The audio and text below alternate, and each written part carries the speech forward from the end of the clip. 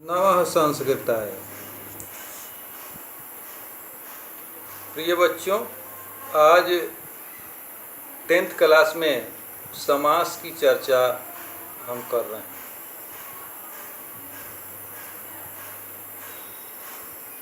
इसकी अंग्रेजी होती है कंपाउंड।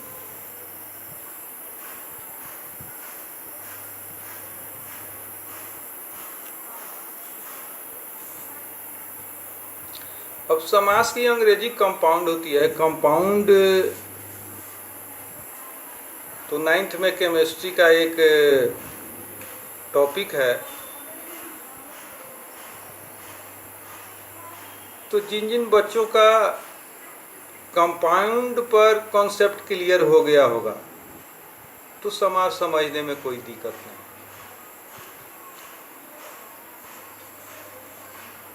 ऐसे साइंस वाले कहते हैं कि 2 और more than 2 element which combined to equal ratio is called compound.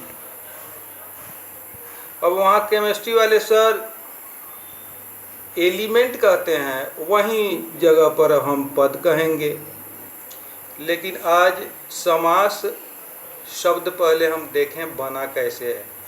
इसमें सम उपसर्ग है, अस धातु है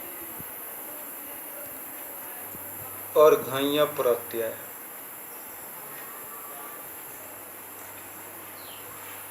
ये सम जोड़ अस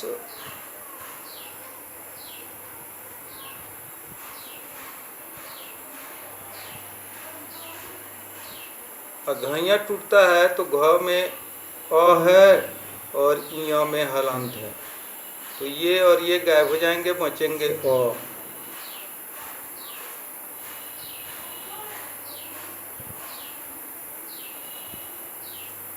समास शब्द बन गया। ये अस धातु, अस का मतलब होता है बैठना, आसन। आसन बना है इसी से। तो आसन का मतलब तो आप जानते ही हैं, बैठना। और सम का मतलब होता है भली भांति से, भली भांति से बैठ जाना। इसका एक और अंग्रेजी हम दे टू ब्रीफ, संक्षिप्त।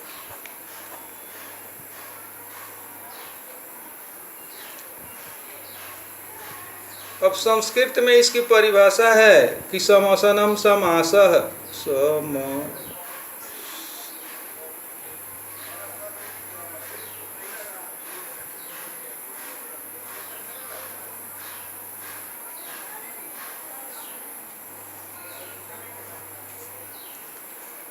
जो भली भांति से बैठ जाए वही समास है, वही समास है। हिंदी में इसको लिख देते हैं कि दो या दो से अधिक पद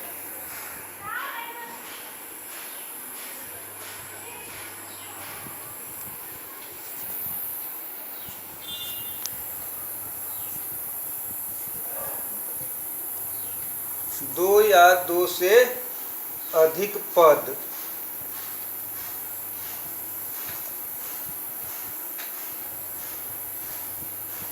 दो या दो से अधिक पदों का मिलना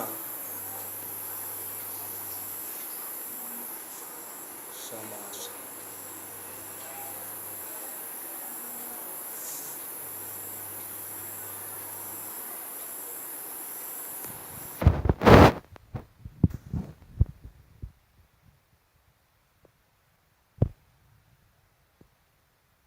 कम दो पद तो चाहिए ही चाहिए। दो या दो से अधिक पदों का मिलना समास है। जैसे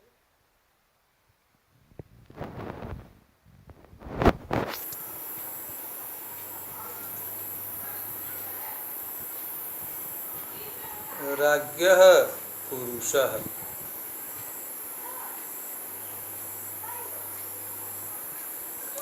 यहाँ दो पद हैं।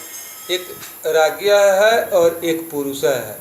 अब ये दो पद मिल जाएंगे तो ये हो जाएगा राजपुरुष।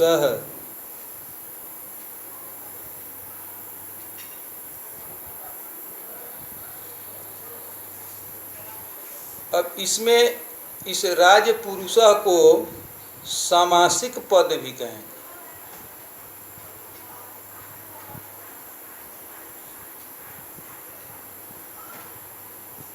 या समस्त पद।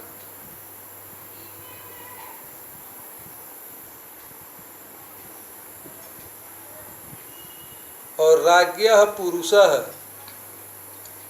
इसको कहेंगे विग्रह।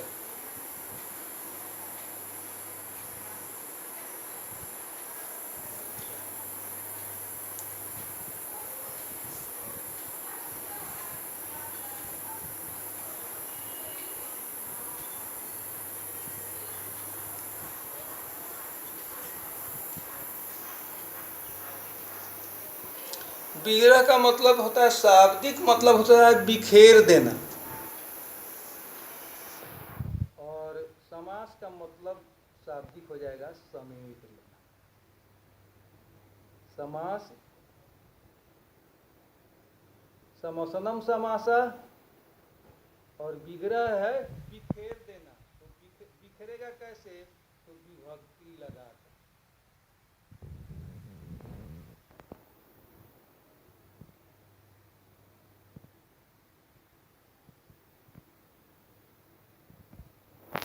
समस्त पदों में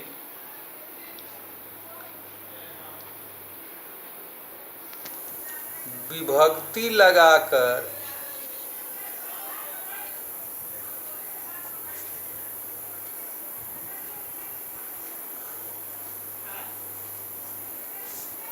अलग अलग कर देना।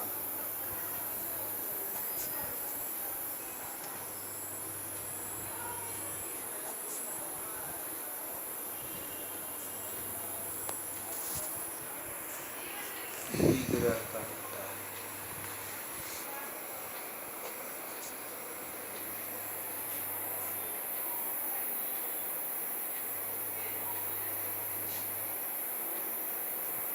जैसे यहाँ हम देख रहे हैं कि राजपुरुष है, ये समस्त पद है या समासिक पद है, और ये इनके पदों में विभक्ति लगा करके अलग अलग कर देना क्या हो गया? विग्रह हो गया। यानी फिर हम इसको अंग्रेजी में कहें कि विग्रह लॉन्ग फॉर्म में होता है और समस्त पद शॉर्ट फॉर्म में होता है। तो कहीं से कोई अतियुक्ति नहीं होनी चाहिए।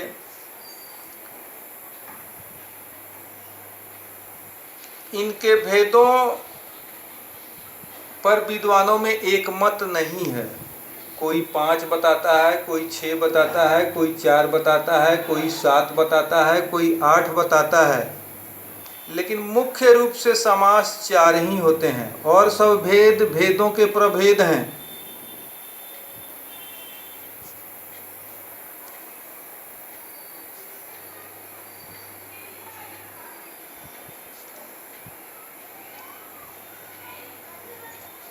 चार होते हैं। नंबर 1 अव्ययी भाव।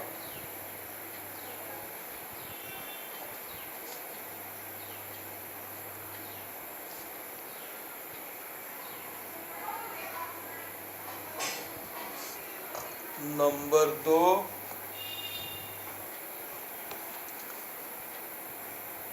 द्वंद्व।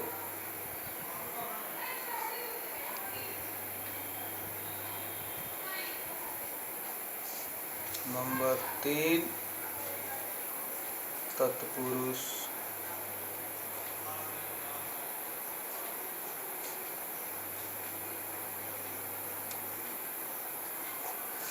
और नंबर 4 बहुब्री।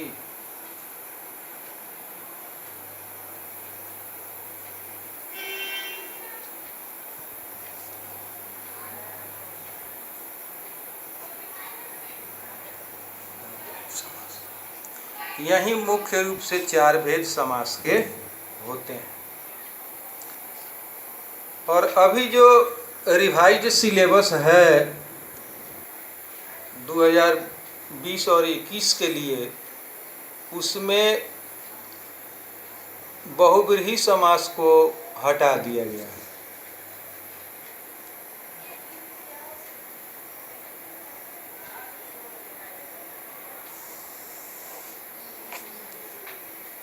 बाकी हमको इस साल पढ़ना है अव्ययी भाव, द्वंद्व, द्वंद्व में सिर्फ पढ़ना है इतरेतर,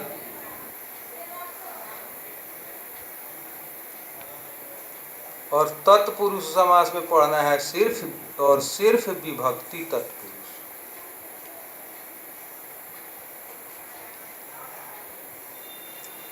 और इसमें जो 6 पहले पढ़ना था अव्ययी भाव में, वो 6 पढ़ना है।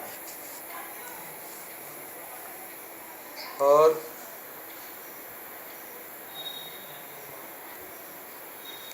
अब हम शुरू करते हैं अव्ययी भाव समास।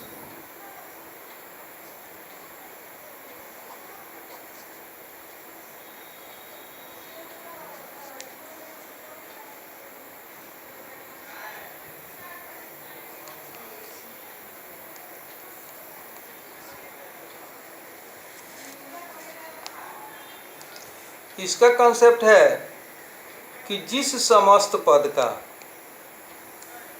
जिस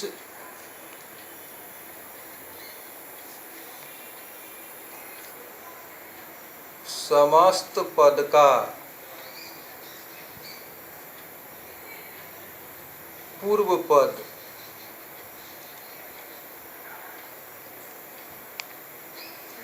प्रधान,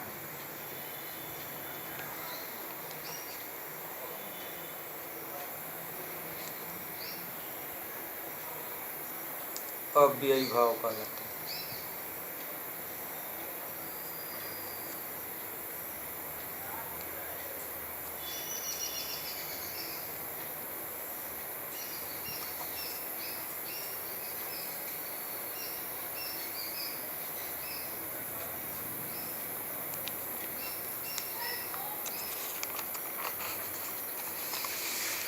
अव्ययी भाव समास के ये 3 लक्षण हैं। पहला कि पूर्व पद प्रधान होगा,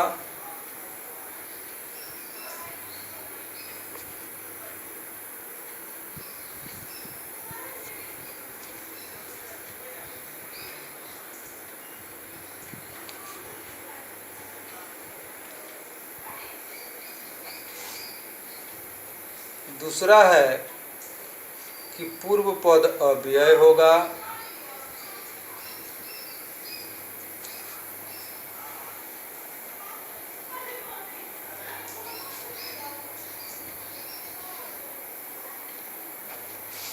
और तीसरा लक्षण है कि समस्त पद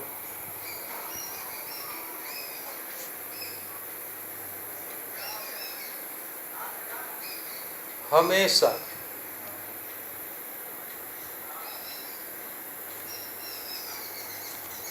नपुंसक लिंग एक वचन में होगा।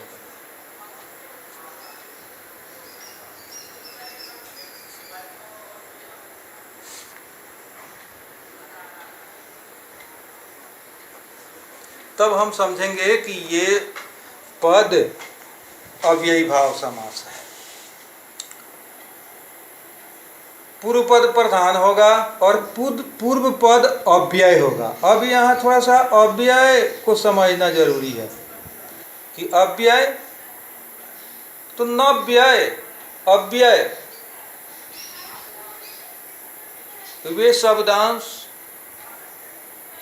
जो कभी चेंज ना हो, कोई कभी चेंज ना हो, वहीं अव्यय होते हैं। इसको अंग्रेजी में इंडिक्लिनेबल कहते हैं। वो हमेशा अब अव्यय के साथ अव्यय रहेगा, पूर्व पद प्रधान होगा, पूर्व पद अव्यय होगा, समस्त पद नपुंसक लिंग एक वचन में होगा। तो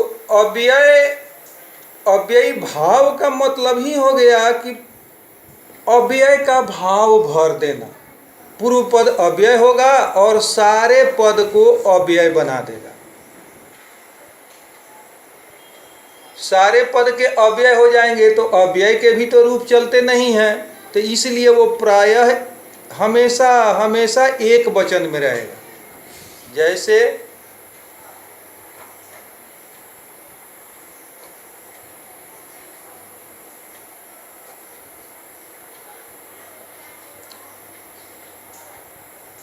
कृष्णस्य समीपम,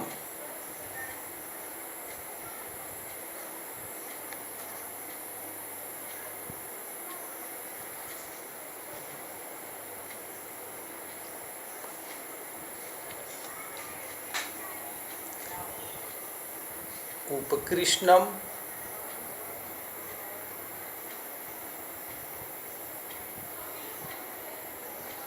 उपकृष्णम यहाँ हम देख रहे हैं तो उप है अव्यय, और ये समीप, उप बदल जाता है समीप के अर्थ में, और ये कृष्ण के साथ मिलेगा तो ये पूरे पद हो गए अव्यय, पूरे पद हो गए अव्यय। अब उपकृष्णम के रूप नहीं चलेंगे।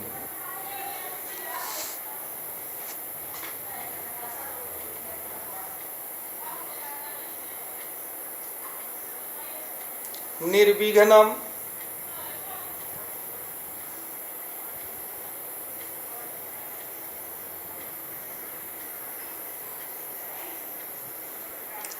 अब यहाँ हम देख रहे हैं इसमें नीर उपसर्ग है। जितने उपसर्ग होते हैं सभी अव्यय होते हैं। यह भली भांति से जान लेना चाहिए कि जितने उपसर्ग हैं वे सारे अव्यय होते हैं। तो नीर यहाँ है उपसर्ग, विघ्न शब्द है, पद है, तो पहले ये उपसर्ग लगा या अव्यय हो गया तब तो हम समझ लेंगे कि ये अव्ययी भाव समास है। तो विघ्ना नाम अभावः,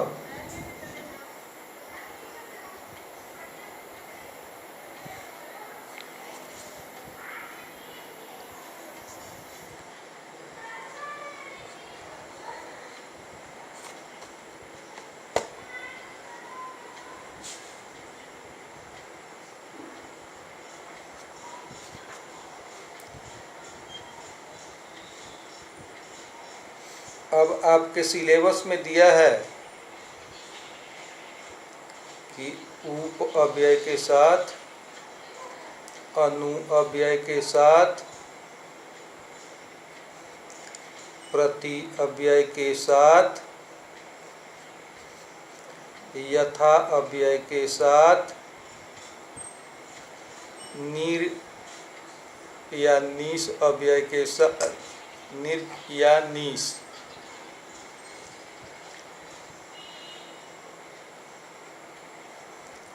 या स्व के साथ, यही सिलेबस है। अब इनको हम बारी बारी से पढ़ते हैं। उनके साथ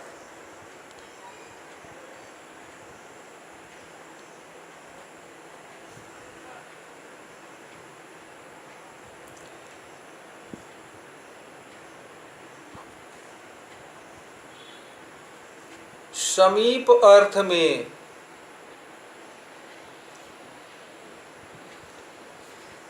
उप अव्यय के साथ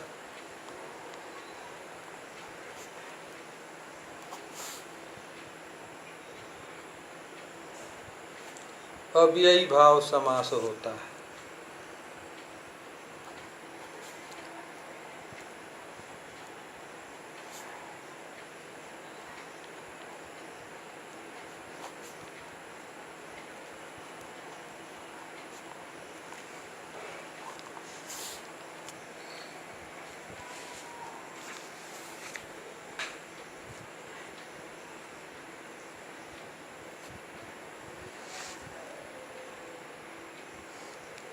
समीप अर्थ में उप अव्यय के साथ अव्ययी भाव समास होता है।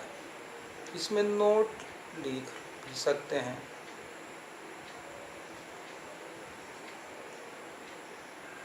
इनके विग्रह के पूर्व पद में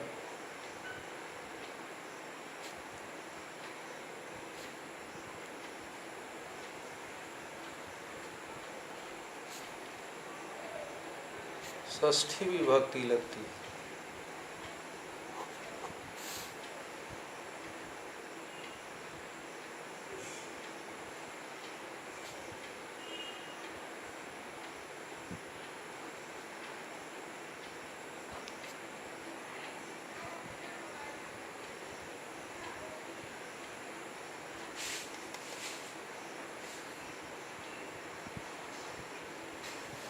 जैसे उपपुस्तकम,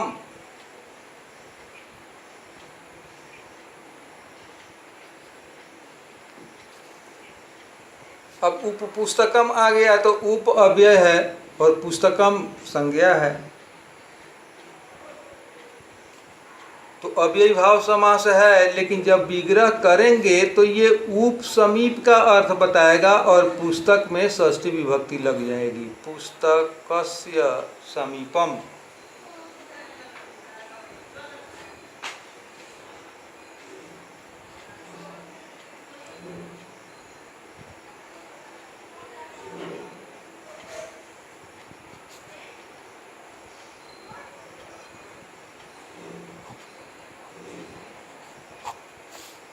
उपनदी,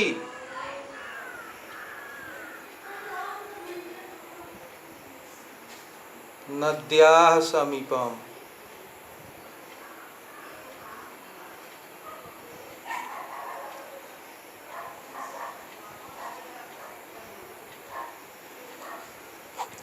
नदी शब्द दीर्घ ईकारांत शब्द स्त्रीलिंग होता है, लेकिन दीर्घ ईकारांत को हर्ष ईकारांत कर देने से वो नपुंसक लिंग हो जाता है। उपगंगम,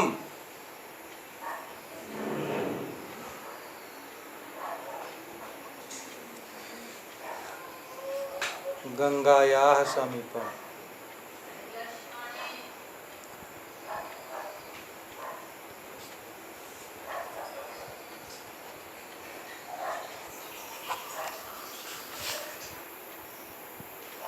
दूसरा है अनु,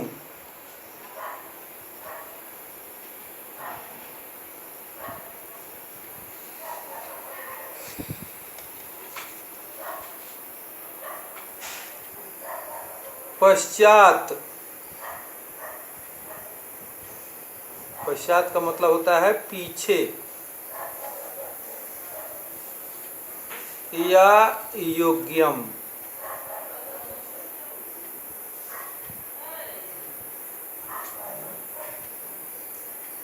के अर्थ में।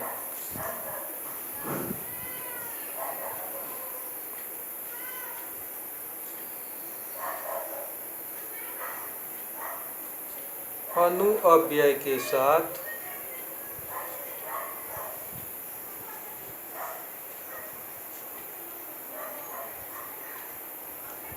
अव्ययी भाव समास होता है।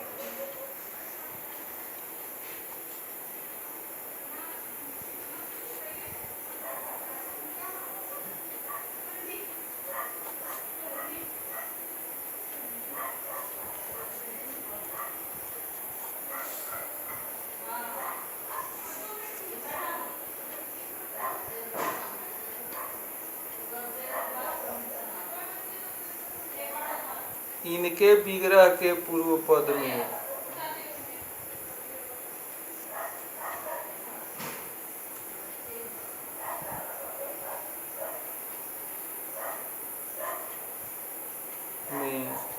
षष्ठी विभक्ति लगती है।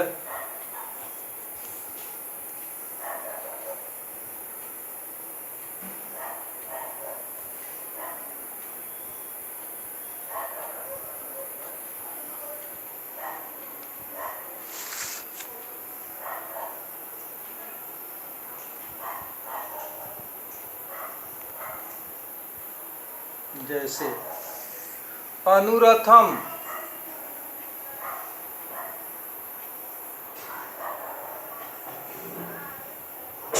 अनुरथम। इस उदाहरण में हम देख रहे हैं कि अनु अव्यय है और पहले लगा है पूर्व पद में लगा है और रथ संज्ञा है, तो अनु बदल जाएगा पश्चात के अर्थ में, और रथ शब्द बचेगा रथ में षष्ठी विभक्ति, रथस्य पश्चात।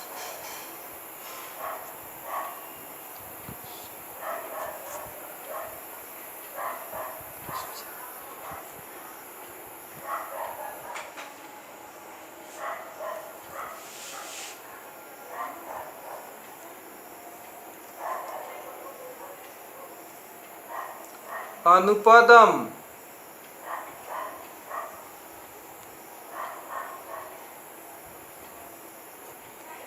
पदस्य पश्चात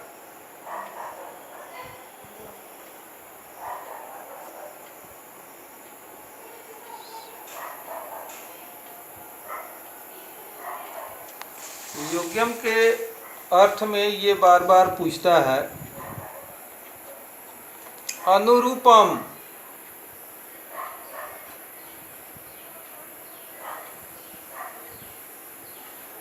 अब यहाँ हो जाएगा रूपस्य योग्यम।